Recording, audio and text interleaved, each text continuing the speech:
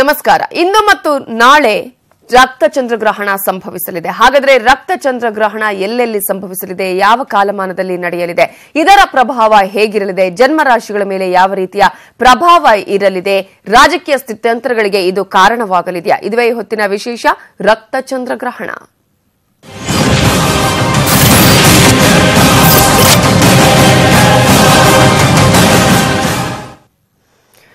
ನಾನು ಈಗಾಗಲೇ ಹೇಳಿದಾಗೆ ಇವತ್ತು ಮತ್ತು ನಾಳೆ ಬೆಳಗ್ಗೆ ರಕ್ತ ಚಂದ್ರಗ್ರಹಣ ಕೂಡ ಇರುತ್ತೆ. ಅಂದ್ರೆ ಇವತ್ತು ರಾತ್ರಿಯಿಂದ ನಾಳೆ ಬೆಳಗ್ಗೆವರೆಗೂ ಕೂಡ ಈ ಒಂದು ಗ್ರಹಣ ಇರುವಂತಹ ಹಿನ್ನೆಲೆಯಲ್ಲಿ ಎಲ್ಲೆಲ್ಲಿ ಈ ಒಂದು ಗ್ರಹಣದ ಪ್ರಭಾವ ಇರಲಿದೆ, ಭಾರತದಲ್ಲಿ ಇರಲಿದೆಯಾ ಇಲ್ವಾ ಅನ್ನೋದ್ರ ಬಗ್ಗೆ ಸಾಕಷ್ಟು ಗೊಂದಲಗಳು ಕೂಡ ಇದೆ. ಹಾಗಾಗಿ ಇದರ ಪ್ರಭಾವ ಇದೆ ಅನ್ನೋದಾದ್ರೆ ಯಾವ ರೀತಿಯ ಪ್ರಭಾವ ಇರುತ್ತೆ, ರಾಜಕೀಯವಾಗಿ ಆಗಿರಬಹುದು ಅಥವಾ ನೈಸರ್ಗಿಕವಾಗಿ ಆಗಿರಬಹುದು, ಪ್ರಭಾವ ಜನ್ಮರಾಶಿಗಳ ಮೇಲೆ ಹೇಗಿರುತ್ತೆ, ಇವೆಲ್ಲದರ ಬಗ್ಗೆ ಮಾಹಿತಿಯನ್ನು ಕೊಡೋದಕ್ಕೆ ನನ್ನ ಜೊತೆಗೆ ಆದ ಜ್ಯೋತಿಷಿಗಳು, ಆಧ್ಯಾತ್ಮಿಕ ಚಿಂತಕರಾಗಿರುವಂತಹ ವಿದ್ಯಾಶಂಕರ್ ಗುರೂಜಿ ಇದ್ದಾರೆ. ಕಾರ್ಯಕ್ರಮಕ್ಕೆ ಸ್ವಾಗತ.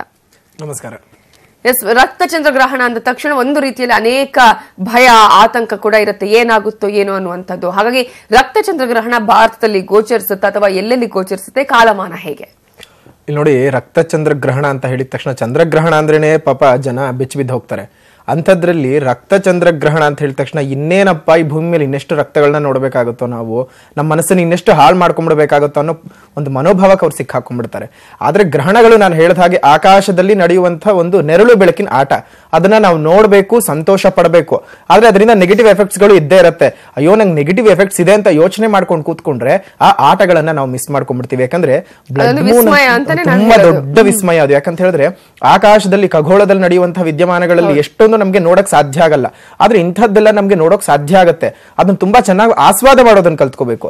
ಬಟ್ ಆಮೇಲೆ ಬೇರೆ ಸೈಡ್ ಎಫೆಕ್ಟ್ಸ್ ಗಳಿಗೆಲ್ಲ ಇದ್ದೇ ಇರುತ್ತೆ. ಮೆಡಿಸಿನ್ಸ್ ಗಳು ಅದನ್ನ ತಗೊಂಡ್ರೆ ಆರಾಮಾಗಿ ಅದನ್ನ ನಾವು ಕ್ಯೂರ್ ಮಾಡ್ಕೋಬಹುದು. ನೋಡಬಾರ್ದು, ಮನೆಯೊಳಗೆ ಇರಬೇಕು, ದರ್ಬೆ ಹಾಕಬೇಕು, ಆ ತರದ್ದೆಲ್ಲ ದರ್ಬೆಗಳು ಹಾಕೋದಿರ್ಲಿ. ಇಲ್ಲಿ ಏನಾದ್ರು ಶಾಸ್ತ್ರ ಏನ್ ಹೇಳುತ್ತೆ ಅಂತ ಹೇಳಿದ್ರೆ, ಸೂರ್ಯಗ್ರಹಣವನ್ನಷ್ಟೇ ನೋಡಬಾರ್ದು, ಚಂದ್ರಗ್ರಹಣವನ್ನ ಯಾರು ಬೇಕಾದ್ರೂ ನೋಡ್ಬೋದು. ಆದ್ರೆ ಗರ್ಭಿಣಿ ಸ್ತ್ರೀಯರು ಹೊರಗೆ ಬರೋ ಹಂಗಿಲ್ಲ. ಯಾಕಂದ್ರೆ ಅಲ್ಲಿ ಉತ್ಪತ್ತಿ ಆಗುವಂತ ನೆಗೆಟಿವ್ ಫೋರ್ಸ್ ಗಳೇನಿರುತ್ತೆ ಅದು ನೇರವಾಗಿ ಮಗುವಿನ ಮೇಲೆ ಹಾನಿ ಮಾಡ್ಬಿಡುತ್ತೆ. ಅದಕ್ಕೋಸ್ಕರ ಏನ್ ಹೇಳ್ತಿರು, ಗರ್ಭಿಣಿಯರು ಹೊರಗೆ ಬರಬೇಡಿ, ವೃದ್ಧರ ಆಚೆ ಬರಬೇಡಿ. ಯಾಕಂದ್ರೆ ಕೆಲವೊಂದು ಅಲ್ಲಿ ಉತ್ಪತ್ತಿ ಆಗುವಂತ ಕಿರಣಗಳೇನಿರುತ್ತೆ ತುಂಬಾ ಹಾನಿ ಮಾಡ್ಬಿಡುತ್ತೆ. ದೇಹದ ಆರೋಗ್ಯದ ಮೇಲಾಗ್ಲಿ, ಮನಸ್ಥಿತಿ ಮೇಲಾಗ್ಲಿ ತುಂಬಾನೇ ದೊಡ್ಡ ಪ್ರಮಾಣದ ಹಾನಿಗಳನ್ನ ಉತ್ಪತ್ತಿ ಮಾಡ್ಬಿಡುತ್ತೆ. ಹಾಗಾಗಿ ಏನ್ ಹೇಳ್ತಿದ್ರು, ಬೇಡ ಗರ್ಭಿಣಿಯರು ಇರ್ಕಿದ್ರೆ ಎಷ್ಟೋ ಜನ ಈ ಗರ್ಭಿಣಿಯರು ಹೊರಗೆ ಬರೋದ್ರಿಂದ ಅಂಗವಿಕಲತೆ ಇರುವಂತಹ ಮಕ್ಕಳು ಹುಟ್ಟುತ್ತಾರೆ. ಇದು ಶಾಸ್ತ್ರ ಹೇಳುವುದಲ್ಲ, ಇವಾಗ ವಿಜ್ಞಾನ ಹೇಳ್ತಿರ್ತಕ್ಕಂಥ ವಿಚಾರವೂ ಅದೇ. ಎಷ್ಟೋ ಜನ ಗೊತ್ತಿಲ್ಲ, ಪಾಪ ಕೈಕಾಲು ಊನ ಆಗಿರುತ್ತೆ ಅಥವಾ ಕೈಕಾಲು ಸೊಟ್ಟಕ್ ತಿರ್ಕೊಂಡ್ಬಿಟ್ಟಿರುತ್ತೆ ಮಕ್ಕಳಿಗೆ. ಭಾರತದಲ್ಲಿ ಇದೆಯಾ? ಭಾರತದಲ್ಲಿ ಇಲ್ಲ. ಭಾರತದಲ್ಲಿ ಆರಂಭ ಆಗುತ್ತೆ. ಇಲ್ಲಿ ನೋಡಿ, ಇವಾಗ ನೋಡೋದಾದ್ರೆ ನಮ್ಮ ಭಾರತೀಯ ಕಾಲಮಾನದ ಪ್ರಕಾರ ನೋಡೋದಾದ್ರೆ 7:30 ಅಂದ್ರೆ ಇವತ್ತು ರಾತ್ರಿ 7:30 ನೆಕ್ಸ್ಟ್ ಡೇ 2:30 ಜಾವದವರೆಗೂ ಸಹ ನಡೆಯುತ್ತೆ. ಆದ್ರೆ ನಮ್ಮ ಭಾರತದಲ್ಲಿ ಗೋಚಾರ ಆಗಲ್ಲ. ಎಲ್ಲೆಲ್ಲಿ ಗೋಚಾರ ಆಗುತ್ತೆ ಅಂತ ಹೇಳಿದ್ರೆ, ಒಂದು ಉತ್ತರ ಅಮೆರಿಕ ಮತ್ತು ದಕ್ಷಿಣ ಅಮೆರಿಕ, ಆಫ್ರಿಕಾದ ಭಾಗಗಳಲ್ಲಿ ಇದು ತುಂಬಾನೇ ಜಾಸ್ತಿಯಾಗಿ ಕಾಡುತ್ತೆ. ಅದು ಅಲ್ಲದೆ ಇದು ಸಮುದ್ರದಲ್ಲಿ ಜಾಸ್ತಿ ಬೀಳ್ತಿರ್ತಕ್ಕಂಥದ್ದು, ಭೂಮಿಯ ಮೇಲೆ ಅಲ್ಲ. ಭೂಮಿಯಲ್ಲೇ ಸಮುದ್ರ ಇದೆ, ಆದ್ರೂ ಸಹ ಸಮುದ್ರದ ಒಂದು ವಾತಾವರಣದ ಮೇಲೆ ಜಾಸ್ತಿ ಬೀಳ್ತಾ ಇರೋದ್ರಿಂದ ನಾನು ಹೇಳಿದಂತಹ ಈ ಭಾಗಗಳಲ್ಲಿ ಖಂಡಿತವಾಗ್ಲೂ ಸುನಾಮಿಗಳು ಉತ್ಪತ್ತಿ ಆಗುವಂತದ್ದು, ಸಮುದ್ರದಲ್ಲಿ ಏನಾದ್ರೂ ಅಲ್ಲೋಲ ಕಲ್ಲೋಲಗಳಾಗ್ತಕ್ಕಂಥದ್ದು, ಅಲ್ಲಿನ ಜೀವಿಗಳಿಂದ ಅಪಾಯ ಆಗ್ತಕ್ಕಂಥದ್ದು ಮನುಷ್ಯನಿಗೆ ಆಗೇ ಆಗುತ್ತೆ. ಇನ್ನು ಆಫ್ರಿಕಾ ಭಾಗಗಳಲ್ಲಿ ಅಂತ ಬಂದ ಬೇರೆ ಕಡೆ ನೆಲೆಸಿರೋರಿಗೆ ಒಂದು ರೀತಿ ಆತಂಕ ಇರುತ್ತೆ ಅಂತ. ಭಾರತದಲ್ಲಿ ಅಲ್ಲ, ನಾವು ಎಲ್ಲೇ ಹೋಗ್ಲಿ, ಪ್ರಪಂಚದ ಯಾವುದೇ ಮೂಲೆಗೆ ಹೋಗ್ಲಿ, ಮನುಷ್ಯ ಅಂದ್ರೆ ಮನುಷ್ಯನೇ. ಇವನ್ ಭಾರತೀಯ, ಇವನ್ ಇಂಡಿಯನ್, ಇವನೇನು ತೊಂದರೆ ಕೊಡಬೇಡ ಅಂತ ಗ್ರಹಣ ಏನು ತೊಂದರೆ ಕೊಡಲ್ಲ. ನೀನ್ ಇಂಡಿಯಾದಿಂದ ಅಮೆರಿಕ ಬಂದು ನೆಲೆಸ್ಕೊಂಡ್ಬಿಟ್ಟಿದ್ಯಾ, ಸೊ ನಿನ್ ಇಂಡಿಯನ್, ನಾನು ಚಂದ್ರಗ್ರಹಣ ನನ್ಗೆ ಇಂಡಿಯಾನಲ್ಲಿ ಕಾಣ್ತಿಲ್ಲ, ನಾನು ನಿನಗೆ ತೊಂದರೆ ಕೊಡಲ್ಲ. ಅಲ್ಲಿದ್ದವ್ರಿಗೂ ಅಷ್ಟೇ, ಎಲ್ಲೇ ಹೋಗ್ಲಿ, ಅಲ್ಲಿರೋರಾಗ್ಲಿ ಇಲ್ಲಿರೋರಾಗ್ಲಿ ಅಥವಾ ಅಲ್ಲಿಂದನೇ ಇಲ್ಲಿಗೆ ಬಂದಿರೋರಾಗ್ಲಿ, ಆ ಭಾಗ ಏನಿರುತ್ತೆ ಅದು ಬಹಳ ಮುಖ್ಯ. ಇವಾಗ ನಾನು ಇಲ್ಲಿ ಕೂತ್ಕೊಂಡು ಮಾತಾಡ್ತಾ ಇದ್ದೀನಿ ಅಂತ ಹೇಳಿದ್ರೆ ನನಗೆ ಈ ಭಾಗ ಬಹಳ ಮುಖ್ಯ. ಹೊರಗಡೆ ಜನ ಕಾಣಿಸದೇ ಇರಬಹುದು ಅಥವಾ ಬೇರೆ ಇಲ್ಲೇನಾಗ್ತಿದೆ ಗೊತ್ತಾಗದೇ ಇರಬಹುದು. ಆದ್ರೆ ಆಯಾ ಜಾಗಗಳಲ್ಲಿ ನಡೆಯುವಂತಹ ಪ್ರಕ್ರಿಯೆಗಳೇನಿರುತ್ತೆ ಪ್ರತಿಯೊಬ್ಬ ಮನುಷ್ಯನಿಗೂ ಅದು ಹಾನಿ ಮಾಡೋದಾಗ್ಲಿ, ಅಲ್ಲಿನ ಜೀವ ಜಂತುಗಳಿಗೆ ಕೆಡಕ್ ಮಾಡೋದಾಗ್ಲಿ ಅಥವಾ ಒಳ್ಳೇದ್ ಮಾಡೋದಾಗ್ಲಿ. ಯಾಕಂದ್ರೆ ಒಂದು ಗ್ರಹಣ ನಡೀತಿದೆ ಅಂತ ಹೇಳಿದ ತಕ್ಷಣ ಬರೀ ಕೆಟ್ಟದ್ದೇ ಆಗತ್ತೆ ಅಂತ ಹೇಳಲಿಕ್ಕೆ ಸಾಧ್ಯ ಇಲ್ಲ. ಅದರಿಂದ ಒಳ್ಳೇದು ಇದಾವೆ, ಕೆಟ್ಟದ್ದು ಇದಾವೆ, ಮಿಶ್ರ ಫಲಗಳು ಇದಾವೆ. ಪ್ರತಿಯೊಂದನ್ನು ನಾವು ಆಸ್ವಾದ ಮಾಡ್ಕೊಂಡು ಹೋಗ್ಬೇಕು. ಏನೇ ಬರ್ಲಿ, ಬಂದದ್ದನ್ನ ನಾನು ಸ್ವೀಕಾರ ಮನೋಭಾವನೆ ತುಂಬಾ ಚೆನ್ನಾಗಿ ಇಟ್ಕೊಂಡಿರ್ಬೇಕು. ಅದು ಬಿಟ್ಬಿಟ್ಟು ಅಯ್ಯೋ ನನಗೆ ಒಳ್ಳೇದು 3 ಗಂಟೆಗಳ ಕಾಲ ಇರುತ್ತಾ? ಹೇಗೆ? ಇಲ್ಲ, 3 ಗಂಟೆಗೂ ಹೆಚ್ಚಿನ ಕಾಲ ಇರುತ್ತೆ. ಯಾಕಂದ್ರೆ ಭಾರತೀಯ ಕಾಲಮಾನದ ಪ್ರಕಾರ 7:30 ಸಂಜೆ 7:30 ಅಂತ ಹೇಳಿದ್ರೆ ಅಲ್ಲಿಂದ ಲೆಕ್ಕಾಚಾರ ಮಾಡ್ಕೊಂಡು ಬನ್ನಿ, ಮಧ್ಯರಾತ್ರಿ 1:45 ಗಂಟೆಗೆ ಅದು ಮುಗಿಯುತ್ತೆ. ಅದು ಪೀಕ್ ಟೈಮ್. ಪೀಕ್ ಟೈಮ್ ಅಂತ ಬಂದಾಗ ಏನಾಗುತ್ತೆ, ಗ್ರಹಣ ಹಿಡಿದು ಒಂದು ಸಂಪೂರ್ಣವಾಗಿ ಆ ಚಂದ್ರ ಮುಚ್ಚಿಕೊಳ್ಳುವಂತ ಪ್ರಕ್ರಿಯೆ ಏನಿರುತ್ತೆ, ಮುಚ್ಚಿಕೊಂಡು ಇರತಕ್ಕಂಥ ಕಾಲಮಾನವನ್ನ ಪೀಕ್ ಟೈಮ್ ಅಂತ ಕರೀತಾರೆ. ಆ ಕಾಲಮಾನವನ್ನ ಇಟ್ಕೊಂಡು ನೋಡ್ಕೊಂಡಾಗ ಈ ರೀತಿ ರೀತಿಯಾಗಿ ಘಟನೆಗಳು ನಡ್ಕೊಂಡು ಬರುತ್ತವೆ. ಇಲ್ಲಿ ಸ್ಪರ್ಶಕಾಲ ಮತ್ತು ಮಧ್ಯಕಾಲ, ಮೋಕ್ಷಕಾಲ ಈ ಮೂರು ಬರ್ತವೆ. ಆ ಸ್ಪರ್ಶಕಾಲ, ಮಧ್ಯಕಾಲ ಮತ್ತು ಮೋಕ್ಷಕಾಲ ನೀವು ಹೇಳಿದಾಗೆ 11 ಕಾಲಿಂದ ಮತ್ತು 12 ಮುಕ್ಕಾಲಿನವರೆಗೂ ಅದು ಮಧ್ಯಕಾಲ. ಅದಾದ ನಂತರ ಮೋಕ್ಷಕನೇ ಆಗ್ತಕ್ಕಂಥ. ನಮ್ಮ ಭಾರತದಲ್ಲಿ ಕಾಣಿಸಿಕೊಳ್ಳದಿದ್ರು, ಇದರ ಪ್ರಭಾವ ಇರದಿದ್ರು, ಬೇರೆ ಬೇರೆ ಕಡೆಗಳಲ್ಲಿ ಇದರ ಪ್ರಭಾವ ಇದ್ದೇ ಇರುತ್ತೆ. ಹಾಗಾಗಿ ಭಾರತದಲ್ಲಿ ಇದರ ಬಗ್ಗೆ ನಾವು ನೋಡೋದಾದ್ರೆ ರಾಜಕೀಯ ಸ್ಥಿತ್ಯಂತರಗಳಿಗೆ ಏನಾದ್ರೂ ಕಾರಣ ಆಗುತ್ತಾ, ಯಾವ ಯಾವ ರಾಶಿಗಳ ಮೇಲೆ ಇದು ಪ್ರಭಾವ ಬೀರತ್ತೆ ಅನ್ನೋದನ್ನ, ರಕ್ತ ಚಂದ್ರಗ್ರಹಣ ಸಂಭವಿಸಲಿರುವಂತಹ ಹಿನ್ನೆಲೆಯಲ್ಲಿ ಭಾರತದಲ್ಲಿ ಇದರ ಪ್ರಭಾವ ಇದೆಯಾ, ಯಾವ್ಯಾವ ರಾಶಿಗಳ ಮೇಲೆ ಇದರ ಪ್ರಭಾವ ಇದೆ ಅನ್ನೋದರ ತಿಳ್ಕೊಳ್ತಾ ಹೋಗೋದಾದ್ರೆ, ಗುರುಜಿ ಈಗಾಗಲೇ ರಾಶಿಗಳ ಮೇಲೆ ಕೂಡ ಪ್ರಭಾವ ಇದೆಯಾ, ಒಂದು ವೇಳೆ ರಾಶಿಗಳ ಮೇಲೆ ಪ್ರಭಾವ ಇದೆ ಅನ್ನೋದಾದ್ರೆ ಯಾವ್ಯಾವ ರಾಶಿಗಳ ಮೇಲೆ ಯಾವ್ಯಾವ ರೀತಿಯ ಪ್ರಭಾವ, ಪರಿಹಾರ ಏನು? ನೋಡಿ, ಪ್ರತಿಯೊಬ್ಬರಿಗೂ ಅಷ್ಟೇ ಈ ಚಂದ್ರಗ್ರಹಣ ನನ್ನ ಭಾರತ ದೇಶದಲ್ಲಿ ಕಾಣಿಸ್ತಾ ಇಲ್ಲ ಅಂತ ಹೇಳಿದ ತಕ್ಷಣ ಮೇಷರಾಶಿ ಅಥವಾ ದ್ವಾದಶ ರಾಶಿಗಳು ನನ್ನ ಭಾರತಕ್ಕೆ ಮಾತ್ರ ಸೀಮಿತ ಅಲ್ಲ. ಪ್ರತಿಯೊಂದು ಪ್ರಪಂಚದ ಯಾವುದೇ ಭಾಗದಲ್ಲಿ ಮನುಷ್ಯನಾಗಿ ಹುಟ್ಟಿದ ಮೇಲೆ ಆ ರಾಶಿ ಚಕ್ರದಲ್ಲಿ ಸಿಕ್ಕಾಕೊಂಡ್ಮೇಲೆ ಪ್ರತಿಯೊಬ್ಬನಿಗೂ ಅದು ಕಾಡೇ ಕಾಡುತ್ತೆ. ಹಾಗಾಗಿ ಇಲ್ಲಿರೋರಲ್ಲ, ಅಮೆರಿಕದಲ್ಲಿ ನೀವು ಹೋಗಿ ನೆಲೆಸ್ಕೊಂಡಿರ್ಬೋದು, ಅಲ್ಲಿನ ಎಫೆಕ್ಟ್ಸ್ ನಿಮ್ಗೆ ಆಗೇ ಆಗುತ್ತೆ. ಸೊ ಹಾಗಾಗಿ ಈ ದ್ವಾದಶ ರಾಶಿಗಳಿಗೆ ಈ ಚಂದ್ರಗ್ರಹಣ ಯಾವ ರೀತಿಯ ಪ್ರಭಾವಗಳನ್ನ ಬೀರುತ್ತೆ ಅನ್ನೋದನ್ನ ನೋಡೋಣ. ಮೊದಲನೇದಾಗಿ ಮೇಷರಾಶಿ. ಯಾರಾದ್ರೂ 2 ವೀಲರ್ಸ್ಗಳನ್ನ ತುಂಬಾ ಯೂಸ್ ಮಾಡ್ತಿದ್ರೆ ತುಂಬಾನೇ ಜಾಗ್ರತೆಯಾಗಿರ್ಬೇಕಾಗತ್ತೆ. ನಿಮ್ಮ ಸಂಸಾರದಲ್ಲಿ ನೀವೇ ಅಲ್ಲೋಲ ಕಲ್ಲೋಲಗಳನ್ನು ಸೃಷ್ಟಿ ಮಾಡ್ಕೊಳ್ತೀರಿ.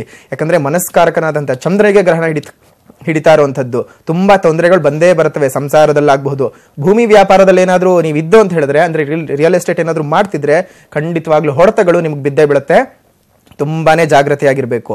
ಯಾವ ಮಂತ್ರವನ್ನ ಹೇಳ್ಕೊಳ್ಳೋದ್ರಿಂದ ನೀವು ಇದರಿಂದ ಪ್ರೊಟೆಕ್ಷನ್ಸ್ ತಗೋಬಹುದು ಅಂತ ಹೇಳಿದ್ರೆ, ಓಂ ಐಂ ಹ್ರೀಂ ಶ್ರೀಂ ಕ್ಲೀಂ ಸೌಃ ಓಂ ಶ್ರೀ ಮಹಾದೇವಾಯ ನಮಃ. ಈ ಮಂತ್ರವನ್ನ, ಯಾಕಂದ್ರೆ ಬೀಜಾಕ್ಷರಿಗಳು ತುಂಬಾ ಮುಖ್ಯ, ಹೇಳುವಂತ ಬೀಜಾಕ್ಷರಿಗಳನ್ನ ಹಾಗೆ ಬರೆದಿಟ್ಕೊಂಡು ಆ ಮಂತ್ರಗಳನ್ನ ಹೇಳ್ಕೊಂಡು ಬನ್ನಿ, ಖಂಡಿತ ನಿಮ್ಗೆ ಅನುಕೂಲಗಳಾಗುತ್ತೆ. ಇನ್ನು ಎರಡನೇದಾಗಿ ವೃಷಭ ರಾಶಿ. ಈ ವೃಷಭ ರಾಶಿಯವರಿಗೆ ದುಃಖಗಳು ತುಂಬಾನೇ ಜಾಸ್ತಿ ಆಗೋಗುತ್ತೆ. ಕೋರ್ಟು ಕಚೇರಿ ವ್ಯಾಜ್ಯಗಳಿತ್ತು ಅಂತ ಹೇಳಿದ್ರೆ ಬೇಕು ಅಂತ ಅದು ಮುಂದಕ್ಕೆ ಹೋಗ್ತಾ ಇರುತ್ತೆ. ಜೊತೆಗೆ ಅದ್ರಲ್ಲಿ ನಿಮ್ಗೆ ಸಕ್ಸಸ್ ಸಹ ಸಿಕ್ಕಲ್ಲ. ಆಸ್ತಿ ಪಾಸ್ತಿಗಳು ನಷ್ಟ ಆಗತ್ತೆ. ನಿಮ್ಮ ತಂದೆಗೆ ಅನಾರೋಗ್ಯಗಳು ಕಾಡ್ತಕ್ಕಂಥದ್ದು ತುಂಬಾನೇ ಇರುತ್ತೆ. ಅದಾದ್ಮೇಲೆ ಸುಮ್ಮನೆ ವಿವಾದಗಳಲ್ಲಿ ಸಿಕ್ಕಾಕೊಂಡ್ಬಿಟ್ಟು ನಿಮ್ಮ ಮಾನಸಿಕವಾಗಿ ನೆಮ್ಮದಿಗಳನ್ನ ನೀವೇ ನಿಮ್ ಕೈಯಾರೆ ಹಾಳು ಮಾಡ್ಕೊಂಡ್ಬಿಡ್ತೀರಿ. ತುಂಬಾನೇ ಹುಷಾರಾಗಿರಿ ವೃಷಭ ರಾಶಿಯವರು. ಯಾವ ಮಂತ್ರವನ್ನು ಹೇಳ್ಕೊಳ್ಳೋದ್ರಿಂದ ಅನುಕೂಲವಾಗತ್ತೆ ಅಂತ ಹೇಳಿದ್ರೆ, ಓಂ ಶ್ರೀ ಲಲಿತಾ ದೇವ್ಯೈ ನಮಃ. ಇದನ್ನ 108 ಬಾರಿ ಪ್ರತಿನಿತ್ಯ, ಯಾಕೆ 3 ತಿಂಗಳು ಹೇಳ್ಕೊಂಡು ಬರಲೇಬೇಕು. ಯಾಕಂದ್ರೆ ಒಂದೊಂದು ಗ್ರಹಣದ ಪ್ರಭಾವಗಳು 3 ತಿಂಗಳು ಇರುತ್ತೆ. ಸೊ ಹಾಗಾಗಿ ಇಲ್ಲಿಂದ 3 ತಿಂಗಳು ಈ ಮಂತ್ರಗಳನ್ನ ಹೇಳ್ಕೊಂಡು ಬನ್ನಿ, ಖಂಡಿತ ಒಳ್ಳೇದಾಗುತ್ತೆ. ಮುಂದಿನ ರಾಶಿ ಮಿಥುನ ರಾಶಿ. ಮಿಥುನ ರಾಶಿಯವರಿಗೆ ಸ್ವಲ್ಪ ಅನುಕೂಲಗಳನ್ನ ತೋರಿಸಬಹುದು. ಯಾಕಂದ್ರೆ ಶತ್ರುಗಳ ಕಾಟದಿಂದ ನೀವು ಮುಕ್ತಿಯನ್ನ ಪಡ್ಕೊಳ್ತೀರಿ. ಮನೆಯಲ್ಲಿ ಶುಭ ಕಾರ್ಯಗಳು ನಡೆಯುತ್ತವೆ. ಮಾನಸಿಕವಾಗಿ ನೆಮ್ಮದಿ ಸಿಗುತ್ತೆ. ಕುಟುಂಬದಲ್ಲಿ ಸೌಖ್ಯ ಇರಬಹುದು. ಆರೋಗ್ಯದಲ್ಲಿ ಸುಧಾರಣೆ ಮತ್ತು ಆಸ್ತಿ ಪಾಸ್ತಿಗಳಲ್ಲಿ ಲಾಭಗಳನ್ನ ನೀವು ಕಂಡುಕೋಬಹುದು. ಆದರೂ ಸಹ ನಿಮ್ಮ ಜಾತಕದಲ್ಲಿ ಏನಾದ್ರೂ ದಶಾಭುಕ್ತಿಗಳ ಒಂದು ಹಿನ್ನಡೆ ಏನಾದ್ರೂ ಇತ್ತು ಅಂತ ಹೇಳಿದ್ರೆ ಈ ಮಂತ್ರವನ್ನ ಹೇಳ್ಕೊಳ್ಳಿ, ಖಂಡಿತ ಒಳ್ಳೇದಾಗತ್ತೆ. ಮಂತ್ರ ಈ ರೀತಿಯಾಗಿ ಬರುತ್ತೆ. ಓಂ ಶ್ವಾನಧ್ವಜಾಯ ವಿದ್ಮಹೆ ಶೂಲಹಸ್ತಾಯ ಧೀಮಹಿ ತನ್ನೋ ಭೈರವ ಪ್ರಚೋದಯಾತ್. ಈ ಮಂತ್ರವನ್ನ ಹೇಳ್ಕೊಂಡು ಬನ್ನಿ, ಖಂಡಿತವಾಗ್ಲೂ ಅನುಕೂಲಗಳು ಆಗತ್ತೆ. ಇನ್ನು ಮುಂದಿನ ರಾಶಿ ಕರ್ಕಾಟಕ ರಾಶಿ. ಕರ್ಕಾಟಕ ರಾಶಿಯವರಿಗೆ ಯಾವುದೇ ಕೆಲಸ ಕಾರ್ಯಗಳಿಗೆ ಹೋಗಿ ತುಂಬಾ ಹಿನ್ನಡೆಯನ್ನ ಅನುಭವಿಸ್ಬಿಡ್ತೀರಿ. ಆರ್ಥಿಕ ಪರಿಸ್ಥಿತಿನಲ್ಲಿ ತುಂಬಾನೇ ಚೇತರಿಕೆ ಕಂಡು ಬಂದರೂ ಸಹ ಅಧಿಕವಾಗಿ ಖರ್ಚುಗಳಾಗ್ತಿರುತ್ತೆ. ದುಡ್ಡು ಒಂದ್ ಕಡೆಯಿಂದ ಬರ್ತಿರತ್ತೆ, ಇನ್ನೊಂದ್ ಕಡೆಯಿಂದ ಹೋಗ್ತಿರತ್ತೆ. ಮನೋ ಕಾಯಿಲೆಗಳು ಹೆಚ್ಚಾಗುತ್ತೆ. ಅಂದ್ರೆ ಸುಮ್ಮನೆ ಏನೇನೋ ಮಾಡಬಾರದು ಯೋಚನೆಗಳನ್ನೆಲ್ಲ ಮಾಡ್ಕೊಳ್ಳೋದು, ಏನೇನೋ ಮಾಡೋ ಕೆಲಸಗಳನ್ನೆಲ್ಲ ಏನೋ ಮಾಡ್ಕೊಳ್ಳೋದು, ಏನೋ ಎಡವಟ್ಟುಗಳನ್ನ ಸೃಷ್ಟಿ ಮಾಡ್ಕೊಂಡ್ಬಿಡೋದು, ಈ ರೀತಿಯಾಗಿ ಮಾಡ್ಕೊಂಡ್ ಬರ್ತೀರಿ. ಮನೋ ಕಾಯಿಲೆಗಳೆಲ್ಲ ಹೆಚ್ಚಿಗೆ ಆಗುತ್ತೆ. ಯಾರಾದ್ರೂ ಫ್ರೆಂಡ್ಸ್ಗಳನ್ನ ತುಂಬಾ ದಿವಸಗಳಿಂದ ಮೀಟ್ ಮಾಡಿಲ್ಲ ಅಥವಾ ಅವರಿಂದ ಏನಾದ್ರೂ ಕೆಲಸ ಮಾಡಿಸ್ಕೊಳ್ಬೇಕು ಅಂತಂದ್ರೆ ಇದು ತುಂಬಾನೇ ಒಳ್ಳೆ ಕಾಲ. ಕಿಡ್ನಿಗೆ ಸಂಬಂಧಪಟ್ಟಂತ ಏನಾದ್ರೂ ತೊಂದರೆಗಳು ನಿಮ್ಗಿತ್ತು ಅಂದ್ರೆ ಫಸ್ಟ್ ಹೋಗಿ ಡಾಕ್ಟರ್ ಹತ್ರ ತೋರಿಸ್ಕೊಳ್ಳಿ. ಏನಾದ್ರೂ ಸಮಸ್ಯೆ ಇದೆಯಾ ಅಥವಾ ಹಿಂದೆ ಏನಾದ್ರೂ ಕಾಡಿತ್ತಾ, ತುಂಬಾ ಅಧಿಕವಾಗುವಂತ ಎಲ್ಲಾ ಸಾಧ್ಯತೆಗಳು ಇದ್ದಾವೆ. ಕರ್ಕಾಟಕ ರಾಶಿಯವರೇ ತುಂಬಾನೇ ಹುಷಾರಾಗಿರಿ. ಈ ಮಂತ್ರವನ್ನ ಹೇಳ್ಕೊಳ್ಳೋದ್ರಿಂದ ಖಂಡಿತವಾಗ್ಲೂ ನಿಮಗೆ ಈ ಎಲ್ಲಾ ಬಾಧೆಗಳಿಂದನೂ ಹೊರಗೆ ಬರಬಹುದು. ಯಾವ ಮಂತ್ರ ಅಂತ ಕೇಳುತ್ತಿದ್ದೀರಾ? ಬರೆದಿಟ್ಕೊಳ್ಳಿ. ಓಂ ಶ್ರೀಂ ಕ್ಲೀಂ ಐಂ ಹ್ರೀಂ ಶ್ರೀಂ ಸೌಃ ಓಂ ಶ್ರೀ ಬಾಲಾಂಬಿಕಾಯೈ ನಮಃ. ಈ ಮಂತ್ರನ ಪ್ರತಿನಿತ್ಯ 108 ಬಾರಿ ಹೇಳ್ಕೊಂಡು ಬನ್ನಿ, ಖಂಡಿತ ಒಳ್ಳೇದಾಗತ್ತೆ. ಮುಂದಿನ ರಾಶಿ ಸಿಂಹರಾಶಿ. ಸಿಂಹರಾಶಿಯವರಿಗೆ ಸ್ವಲ್ಪ ಹೊಸ ಮನೆಗಳನ್ನ ಏನಾದ್ರೂ ತಗೋಬೇಕು, ಇಲ್ಲ ಮನೆಗಳ ಮೇಲೆ ಹೂಡಿಕೆ ಮಾಡಬೇಕು ಅಂದ್ರೆ ತುಂಬಾನೇ ಒಳ್ಳೆ ಟೈಮು. ಮಾನಸಿಕವಾಗಿ ನೆಮ್ಮದಿ ಪಡ್ಕೊಳ್ತೀರಿ. ಮಕ್ಕಳಿಲ್ಲ ಅಂತ ಹೇಳಿದವ್ರಿಗೆ ಒಳ್ಳೊಳ್ಳೆ ಮಕ್ಕಳುಗಳು, ಉತ್ತಮವಾದಂಥ ಸಂತಾನ ಪ್ರಾಪ್ತಿ ಆಗ್ತಕ್ಕಂಥ ಕಾಲ. ದ್ರವ್ಯಗಳ ಲಾಭವನ್ನ ಹೇಳಬಹುದು. ಜೊತೆಗೆ ಮಾನಸಿಕವಾಗಿ ತುಂಬಾ ನೆಮ್ಮದಿಯಾಗಿರ್ತೀರಿ ಸಿಂಹರಾಶಿಯವರು. ಇನ್ನೊಂದು 3 ತಿಂಗಳು ಈ ಚಂದ್ರಗ್ರಹಣದ, ಅದು ರಕ್ತ ಚಂದ್ರಗ್ರಹಣದ ಪ್ರಭಾವದಿಂದ ನೋಡಿ, ಗ್ರಹಣ ಅಂತ ಎದುರುಕೊಳ್ತೀರಿ. ಎಷ್ಟೋ ರಾಶಿಗಳಿಗೆ ಒಳ್ಳೇದು ಸಹ ಮಾಡ್ತಿದೆ. ಇಷ್ಟು ಒಳ್ಳೇದಿದ್ರು ಸಹ ನಿಮ್ಮ ಜಾತಕದಲ್ಲಿ ದಶಾಭುಕ್ತಿಗಳೇನಾದ್ರೂ ಸರಿ ಇಲ್ಲ, ಅದೇನಾದ್ರೂ ನಿಮಗೆ ಬಾಧೆ ಕೊಡ್ತಿದೆ ಅಂದ್ರೆ ಓಂ ಹ್ರೀಂ ಶ್ರೀಂ ಓಂ ಶ್ರೀ ಶಶಿಶೇಖರಾಯ ನಮಃ. ಈ ಮಂತ್ರನ ಪ್ರತಿನಿತ್ಯ 108 ಬಾರಿ ಹೇಳ್ಕೊಂಡು ಬನ್ನಿ. ಯಾವುದೇ ಬಾಧೆಗಳಿದ್ರು ಸಹ ಅದು ನಿವಾರಣೆ ಆಗುತ್ತೆ. ಮುಂದಿನ ರಾಶಿ ಕನ್ಯಾ ರಾಶಿಯವರಿಗೆ ಏನಾದರೂ ಬಿಸ್ನೆಸ್ಗಳು ಮಾಡ್ತಿದ್ರೆ ತುಂಬಾ ದೊಡ್ಡ ಪ್ರಮಾಣದ ಲಾಸಸ್ಗಳಲ್ಲಿ ನೀವು ಒಳಗಾಗ್ಬಿಡ್ತೀರಿ. ವೃತ್ತಿನಲ್ಲಿ ಹಿಂಬಡ್ತಿ ಅಂದ್ರೆ ನೀವು ಮಾಡುವಂತ ಕೆಲಸ ಕಾರ್ಯಗಳಲ್ಲಿ ಏನು ಪ್ರಮೋಷನ್ಸ್ ಅಂತ ಏನು ಅನ್ಕೊಂಡಿರ್ತೀರಿ, ಪ್ರಮೋಷನ್ ಇರ್ಲಿ, ನೀವು ವಾಪಸ್ ಬಂದ್ಬಿಡ್ತೀರಿ. ಯಾವುದೇ ಕೆಲಸಗಳನ್ನು ಸಹ ನೀವು ಮಾಡ್ಕೊಳಕ್ಕಾಗಲ್ಲ. ಕೆಲಸಗಳು ಬಿಟ್ಟು ವಾಪಸ್ ಬರುವಂತ ಎಲ್ಲಾ ಒಂದು ಪೊಸಿಷನ್ಸ್ಗಳಲ್ಲೂ ನೀವು ಸಿಕ್ಕಾಕೊಂಡ್ಬಿಡ್ತೀರಿ. ಮಾನಸಿಕವಾಗಿ ತುಂಬಾ ಕಿರಿಕಿರಿಯನ್ನ ಅನುಭವಿಸಬೇಕಾಗತ್ತೆ. ಶತ್ರುಗಳ ಬಾಧೆ ಸಿಕ್ಕಾಕೊಂಡ್ಬಿಡ್ತೀರಾ. ಜೊತೆಗೆ ಶುಭ ಕಾರ್ಯಗಳಲ್ಲಿ ಏನಾದರೂ ಇತ್ತು ನಿಮ್ಮ ಮನೆಯಲ್ಲಿ ಇದ್ರೆ ಏನೋ ಒಂದು ಕಾರಣದಿಂದ ನಿಂತು ಹೋಗ್ಬಿಡತ್ತೆ. ಇನ್ನು ಅದಕ್ಕೋಸ್ಕರ ಯಾವ ಪರಿಹಾರವನ್ನ ನೀವು ಮಾಡ್ಕೋಬೇಕು ಅಂತ ಹೇಳಿದ್ರೆ, ಓಂ ಶ್ರೀ ದುರ್ಗಾದೇವ್ಯೈ ನಮಃ ಈ ಮಂತ್ರವನ್ನ ಪ್ರತಿನಿತ್ಯ 108 ಬಾರಿ ಹೇಳ್ಕೊಂಡು ಬನ್ನಿ. ಖಂಡಿತವಾಗ್ಲೂ ನಿಮಗೆ ಅನುಕೂಲಗಳಾಗ್ತವೆ. ಎಸ್, ಉಳಿದ ರಾಶಿಗಳ ಬಗ್ಗೆ ಕೂಡ ನಾನು ನಿಮ್ಮಿಂದ ಮಾಹಿತಿಯನ್ನು ಪಡ್ಕೊಳ್ತೀನಿ. ಅದಕ್ಕಿಂತ ಮುಂಚೆ ಈಗಾಗಲೇ ಈ ಒಂದು ರಾಜಕೀಯ ಸ್ಥಿತ್ಯಂತರಗಳು ಆಗ್ತಾ ಇರುವಂತಹ ಈ ಸಂದರ್ಭದಲ್ಲಿ ಗ್ರಹಣ ಕೂಡ ಬಂದಿದೆ. ಅದರ ಜೊತೆಗೆ ಅನೇಕರ ಬಾರಿ ನಾವು ಹೇಳ್ತೀವಿ ಆರೋಗ್ಯ ಸರಿ ಇಲ್ಲ, ಆ ರೀತಿಯಾದಂತಹ ಒಂದು ಅನೇಕ ಸಮಸ್ಯೆಗಳಿರಬಹುದು ಅಂತೇಳಿ. ಸಿಎಂ ಕುಮಾರಸ್ವಾಮಿ ಅವರ ಮೇಲೆ ಏನಾದರೂ ಈ ಒಂದು ಗ್ರಹಣದ ಪ್ರಭಾವ ಇರುತ್ತಾ ಹೇಗೆ, ಅಥವಾ ಅವರ ಅಧಿಕಾರ ಆಗಿರ್ಬೋದು ಆರೋಗ್ಯದ ಮೇಲೆ ಪ್ರಭಾವ ಬೀರುತ್ತಾ? ಇಲ್ಲಿ ಖಂಡಿತವಾಗ್ಲಿ ಕೇವಲ ಕುಮಾರಸ್ವಾಮಿ ಅವರು ಅಂತ ತಗೊಳಕ್ಕಾಗಲ್ಲ. ರಾಜಕೀಯದ ಪ್ರಮುಖ ಎಲ್ಲಾ ನೇತಾರರ ಒಂದು ಜಾತಕವನ್ನ ಗಮನ ಕೊಟ್ಟು ನೋಡ್ಕೊಂಡಾಗ ಹಲವಾರು ಜನರಿಗೆ ಯೋಗಗಳಿದಾವೆ, ಹಲವಾರು ಜನರಿಗೆ ಅವಯೋಗಗಳಿದ್ದಾವೆ. ಏನಂದ್ರೆ ಹೌದು, ಯಾಕಂದ್ರೆ ರಾಜ ಪ್ರತ್ಯಕ್ಷ ದೈವ, ಅವನು ನಮ್ಗೆ ಪ್ರತ್ಯಕ್ಷ ದೇವರಾಗಿ ಕಾಣಿಸತಕ್ಕಂಥದ್ದು. ಯಾಕಂದ್ರೆ ನಮ್ಗೆ ಒಳ್ಳೇದಾಗ್ಲಿ ಕೆಟ್ಟಕ್ಕಾಗ್ಲಿ ಅವನಿಂದಾನೇ ಆಗ್ಬೇಕು. ಒಳ್ಳೇದಾಗ್ಬೇಕು ಅಂದ್ರೆ ಅವನೇ ಮಾಡ್ಬೇಕು, ನಮಗೆ ಕೆಟ್ಟದ್ ಮಾಡ್ಬೇಕಂದ್ರೂ ಸಹ ಅವನೇ ಮಾಡ್ಬೇಕು. ಸೊ ಅಂತ ಕಾಲಘಟ್ಟದಲ್ಲಿ ಏನಾಗುತ್ತೆ, ಕುಮಾರಸ್ವಾಮಿ ಅವರ ಜಾತಕವನ್ನ ನಾನು ನೋಡಿದಾಗ ಗ್ರಹಣದ ಫಲಾಫಲಗಳೇನು ಅವರಿಗೆ ಶುಭ ಅಂತ ತೋರಿಸಿದ್ರು ಸಹ ಜಾತಕದಲ್ಲಿ ಕೇತು ದಶ ಏನಾಗತ್ತೆ, ಬೇಕು ಅಂತ ಆರೋಗ್ಯದಲ್ಲಿ ಪೆಟ್ಟು, ಖಂಡಿತ ಆರೋಗ್ಯದಲ್ಲಿ ಪೆಟ್ಟು ಬಿದ್ದೇ ಬೀಳುತ್ತೆ. ತುಂಬಾನೇ ಚೇತರಿಸ್ಕೊಳಕ್ ಆಗದಿರತಕ್ಕಂಥ ಒಂದು ಕಾಯಿಲೆಗಳಲ್ಲಿ ಅವರು ಸಿಕ್ಕಾಕೊಂಡ್ಬಿಡ್ತಾರೆ, ಮಾನಸಿಕವಾಗಿ ಕುಗ್ಗು ಹೋಗ್ತಾರೆ. ಈ ಗ್ರಹಣದ ಪ್ರಭಾವ ಕೆಲವೊಂದು ಒಳ್ಳೇದಿದ್ರು ಸಹ, ಆದ್ರೆ ಜಾತಕದ ಒಂದು ಕುಂಡಲಿಯನ್ನು ಗಮನಿಸಿದಾಗ ಯಾವುದೇ ರೀತಿನಲ್ಲೂ ಸಹ ಅವರಿಗೆ ಯೋಗಗಳು ಕಂಡು ಬರಲ್ಲ. ಏನಾದ್ರೂ ಒಂದು ಎಡವಟ್ಟುಗಳು, ಏನಾದ್ರೂ ಒಂದು ಸರಮಾಲೆಗಳಲ್ಲಿ ಸಿಕ್ಕಾಕೊಂಡ್ಬಿಟ್ಟಿರ್ತಾರೆ, ಹೊರಗೆ ಬರೋಕ್ ಸಾಧ್ಯನೇ ಇಲ್ಲ. ಆ ತರ ಜಾತಕಗಳಲ್ಲೂ ಸಹ ಅಷ್ಟು ಅವಯೋಗಗಳು ಅವರಿಗೆ ಈಗಿನ ಕಾಲಘಟ್ಟದಲ್ಲಿ ಕಾಡ್ತಿದೆ. ವಿಶೇಷವಾಗಿ ಅವ್ರಿಗೆ ಕೇತು ದಶಾದಲ್ಲಿ ಅವ್ರಿಗೆ ಆರೋಗ್ಯಕ್ಕೇನೆ ಪ್ರಾಬ್ಲಮ್ ಬರುತ್ತೆ ಹೊರತು ಜೊತೆಗೆ ಮಾನಸಿಕವಾಗಿ ಕುಗ್ಗಿ ಹೋಗ್ತಾರೆ. ಮನಸ್ಸಿಗೆ ಸಂಬಂಧಪಟ್ಟಂತಹ ಕಾಯಿಲೆಗಳಿಂದ ಬಳಲ್ಬೇಕಾಗತ್ತೆ. ಈಗಲೇ ನಾವೇ ನೋಡ್ತಾ ಇದ್ದೀವಿ, ಇದು ಗ್ರಹಣ ಬಂದಿದ್ರಿಂದ ಆಗ್ತಿಲ್ಲ, ಗ್ರಹಣ ಬರಬೇಕು ಅಂತಾನೆ ಈ ಎಲ್ಲ ಘಟನೆಗಳು ನಡೀತಾ ಇರೋದು. ಯಾಕಂದ್ರೆ ಇಷ್ಟು ದಿನ ಸುಮ್ಮನಿತ್ತು, ರಾಜಕೀಯ ಕಾಲಮಾನಗಳು ನೋಡ್ಕೊಂಡಾಗ ಸರ್ಕಾರ ಒಂದು ರಚನೆ ಆದಾಗಲಿಂದಾನೂ ಸಹ ಕೆಲವೊಂದು ವಿದ್ಯಮಾನಗಳು ನಡ್ಕೊಂಡು ಬರ್ತಾನೆ ಇತ್ತು. ಆದ್ರೆ ಈ ಗ್ರಹಣಗಳು ಬಂದಂತ ಸಂದರ್ಭದಲ್ಲಿ ತುಂಬಾ ಪೀಕಿಗೆ ಹೋಗುತ್ತೆ. ನೋಡಿ, ಜನವರಿಯ ಮೊದಲನೇ ವಾರದಲ್ಲೇ ಇತ್ತು ಏನು ಸೂರ್ಯಗ್ರಹಣ ಇತ್ತು. ಆಗ ಯಾವ ಮಟ್ಟಕ್ಕೆ ಹೋಗಿತ್ತು, ಏನೇನೋ ಸರ್ಕಸ್ಗಳು ನಡೆಯುತ್ತವೆ, ಆಮೇಲೆ ಅದು ಹಾಗೆ ಶಾಂತವಾಗುತ್ತೆ. ಆದ್ರೆ ಈಗ ಬರ್ತಿರ್ತಕ್ಕಂಥದ್ದು ತುಂಬಾನೇ ಕ್ರೂರವಾದಂತಹ ಗ್ರಹಣ. ಖಂಡಿತವಾಗ್ಲೂ ರಾಜಕೀಯದಲ್ಲಿ ಏನಾದ್ರೂ ಒಂದು ದೊಡ್ಡ ಮಟ್ಟದಲ್ಲಿ ಬದಲಾವಣೆಗಳನ್ನ ತಂದಿಟ್ಟೇ ಇಡತ್ತೆ. ಇನ್ನು ಹಲವಾರು ಒಂದು ರಾಜಕೀಯ ನೇತಾರಗಳ ಭವಿಷ್ಯ ಇದೆ, ಹೇಳ್ತೀನಿ. ಎಸ್, ಹಾಗೇನೆ ಉಳಿದ 6 ರಾಶಿಗಳ ಮೇಲೆ ಇರುವಂತಹ ಪ್ರಭಾವ ಏನು, ಪರಿಹಾರ ಏನು ಅನ್ನೋದರ ಜೊತೆಗೆ ಉಳಿದ ರಾಜಕೀಯ ಮುಖಂಡರುಗಳಿಗೆ ಈ ಒಂದು ಗ್ರಹಣದಿಂದ ಯಾವ ರೀತಿಯಾದಂತಹ ಪ್ರಭಾವ ಇದೆಯಾ, ರಕ್ತ ಚಂದ್ರಗ್ರಹಣದ ಪ್ರಭಾವದ ಬಗ್ಗೆ ಕೂಡ ನಾವು ಮಾತನಾಡ್ತಾ ಇದ್ವಿ. ಗುರುಜಿ, ಈಗಾಗಲೇ ಸಾಕಷ್ಟು ರಾಜಕೀಯ ಮುಖಂಡರುಗಳ ಬಗ್ಗೆ ಕೂಡ ನಾವು ಮಾತನಾಡಿದ್ವಿ. ಸಿಎಂ ಕುಮಾರಸ್ವಾಮಿ ಅವರ ಬಗ್ಗೆ ನಾವು ಮಾತನಾಡಿದ್ವಿ.